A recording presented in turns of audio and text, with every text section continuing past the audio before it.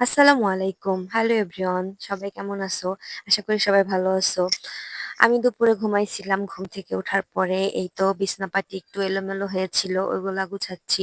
আর আমার আবার এলোমেলো বিছানা একদমই ভালো লাগে না। বিছানাপাটি একদম টান থাকবে। এটাই আমার দেখতে ভালো লাগে।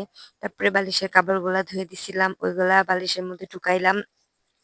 আর আমার মেয়ের জন্য আমি অপেক্ষা করতেছি যে ওকে পড়তে বসাবো, যেহেতু সন্ধ্যা হয়ে আসছে। আর ও চলে আসছে ঘরে। তারপরে ওকে বললাম যে, "আম্মু তুমি পড়তে বসো।" ও বলতেছে, তুমি আগে তোমার কাজটা শেষ করো তারপরে।"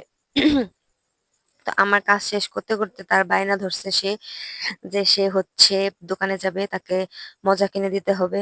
তারপরে তার টেবিল, ব্যাগ এগুলো আমি রাইখা তারপরে তাকে নিয়েই তো দোকানে যাচ্ছি। দোকান থেকে আসার পরে তাকে আবার পড়তে বসাবো। তারপরে দোকান থেকে তার মজা-টজা কিনা শেষ। এরপরে বাসায় আসার পরেই তো তাকে আমি আবার পড়তে বসাই দিলাম।